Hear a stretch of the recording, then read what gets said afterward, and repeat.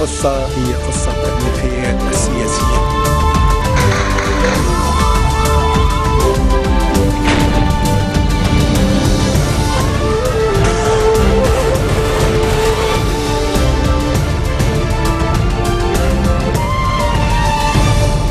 Good afternoon. You're watching the English newscast on Future Television. I'm Minute Tamim, and these are today's top stories. An explosive device goes off on a side road in Shtura, East Lebanon. No casualties are reported. A scuffle erupts between the Future Movement and Free Patriotic Movement MPs during a parliamentary meeting as they were discussing the electricity file. And Russia's defense ministry says Russia's Air Force has made 25 flights in Syria in the past 24 hours. Foreign Minister Sergei Lavrov offers the United States to hold direct military contacts over its military operation in Syria. Justin, 3 people were killed in an accident between 2 cars and an oil tanker at Al Risat intersection on the Mitten Highway. Stay tuned for more details. An explosive device went off on a side road in Shtura, East Lebanon, as a passenger van drove past without causing casualties. A security source said the van had just passed when the 4-kilogram device exploded near an office of Lebanese customs. He added that the road where the device went off is frequently used by Hezbollah en route to Syria, where thousands of the party's fighters are deployed, but it was not immediately clear if Hezbollah was the target of the apparent attack. Militant groups opposed to Hezbollah have targeted the party's convoys a number of times since it declared in early 2013 that it was fighting in Syria on the side of the Syrian government. A scuffle has erupted between the Future Movement and Free Patriotic Movement MPs during a meeting of the Parliamentary Public Works Committee while it was discussing the contentious electricity file. Video footage from the session showed Future MPs voicing their reservations over issues that were discussed at the committee.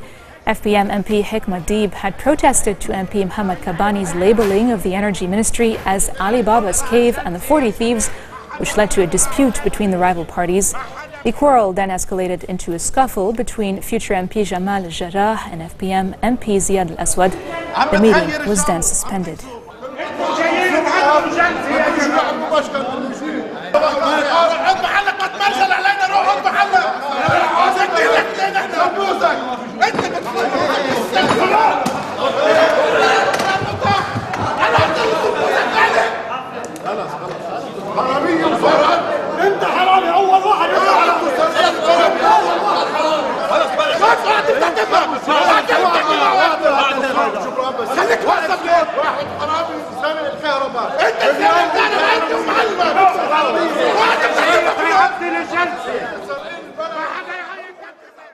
Agriculture Minister Akram Shayib says preparations to open the Srad landfill in the northern Akkar region were ongoing and there has been no backing down from the trash plan. Shayib reiterated that Srad would be open in conjunction with the reopening of the Nami landfill southeast of Beirut for 7 days. He added that efforts will continue to address the remaining obstacles facing a similar landfill in Masna, east of Lebanon. He also warned that the 11-week trash crisis does not allow for the luxury of time. Sources said efforts were being made to implement the trash plan before a mass demonstration planned by anti-government civil society groups takes place on Thursday. Parliament Speaker Nabi Berri has reportedly urged Prime Minister Tamam Slam to implement the plan. Health Minister Wael Abu Fawad has ordered an investigation into complaints that a retired doctor was selling misleading medical reports to patients who apparently wanted to conceal their ailments.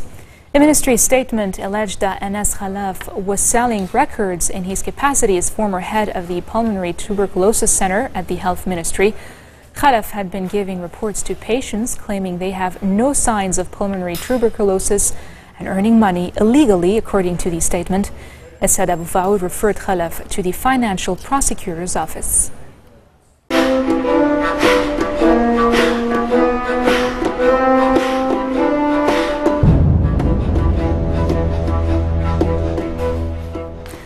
Russia's defense ministry says Russia's Air Force has made 25 flights in Syria in the past 24 hours and hit 9 Islamic State targets there.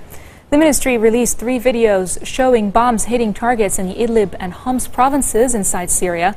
According to ministry statements, one of the videos showed the Air Force targeting a concentration of weapons and military equipment 25 kilometers northeast of Idlib.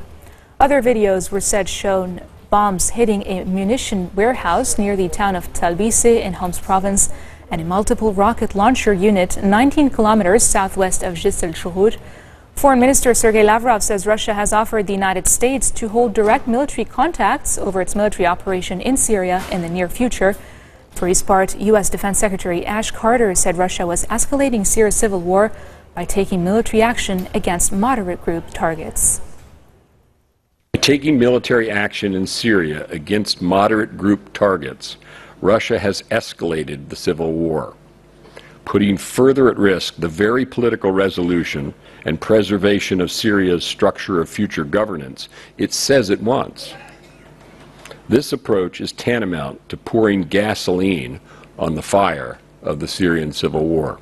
Here on NATO's southern flank, nations like Spain are contending with the ripple effects of ISIL and other extremists exploiting instability in the Middle East and North Africa, with terrorism and state instability putting tremendous pressures on the region. People seeking work and opportunity and entire families flee for the safety and stability of Europe, overwhelming the ability of many nations to help them. Thousands of radicalized individuals, meanwhile, have left Europe to fight in Syria and Iraq, and some of them will try to return. Islamic State militants have blown up the Arch of Triumph, a major monument in the 2,000-year-old Roman city of Palmyra. This is according to Syria's antiquities chief, who said the triumph was a jewel in the exquisite collection of ruins in the oasis city. This comes after ISIS militants destroyed 2 ancient temples at the central Syrian site in recent months. British singer Sam Smith unveils the video for Writings on the Wall, the theme song for the upcoming James Bond film Spectre. You'll hear it right after the break.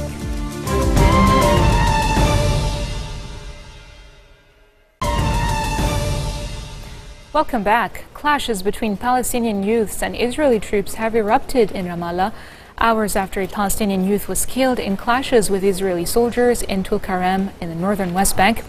Israeli troops responded with crowd dispersal means. Israeli Prime Minister Benjamin Netanyahu said Israel will implement a series of punitive measures against Palestinians amid a rise in tensions. Still in the Middle East, Egyptian President Abdel Fattah al-Sisi says the newly appointed cabinet will remain in power if the parliament due to be elected in October and November approves its agenda. In a speech at a military parade marking the anniversary of Egypt's 1973 war with Israel, Sisi said there was no connection between the next parliament and the government submitting its resignation, despite what people think. Sisi had sworn in a new government in September with the outgoing oil minister Sharif Ismail as prime minister. He kept the defense, foreign, interior, and most economy-related ministers in place and appointed 60 new ministers.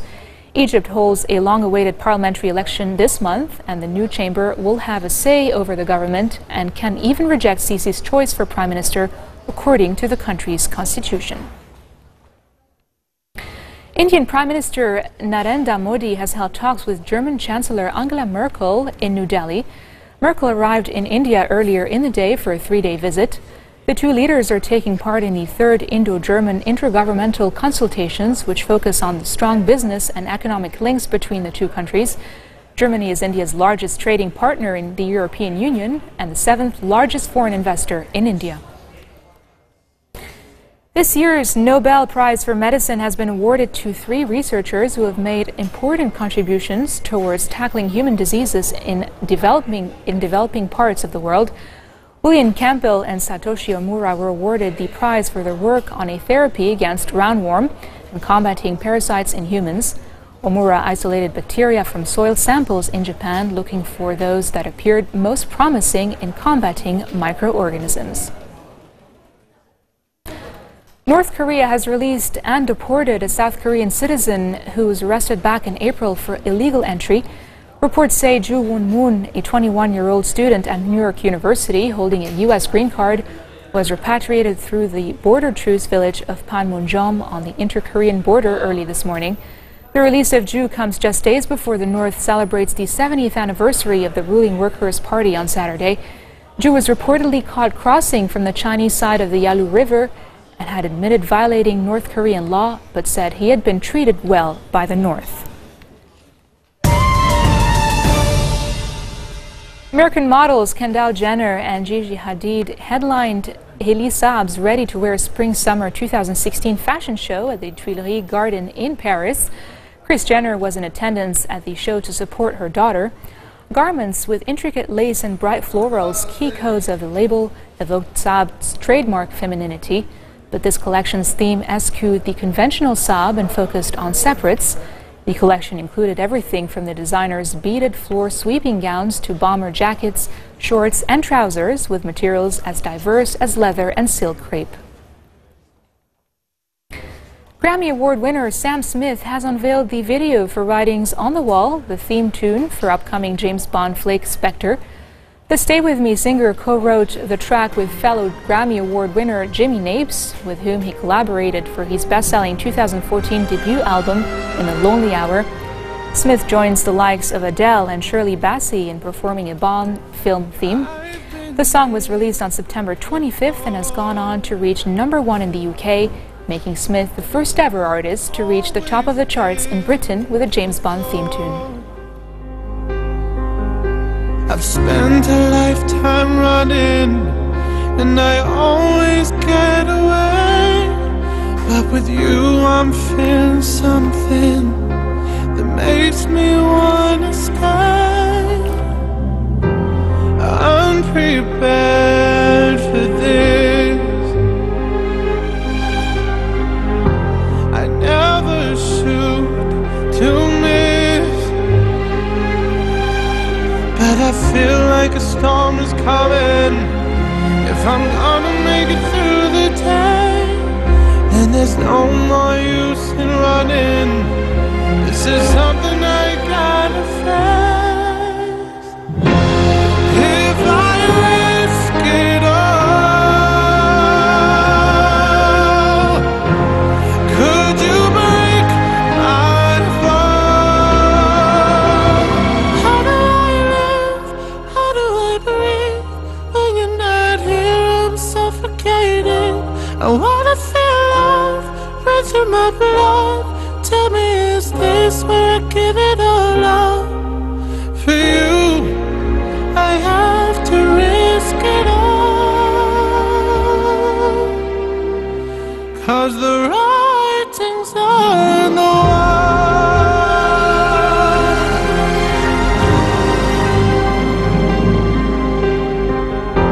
A million shards of glass that haunt me from my past.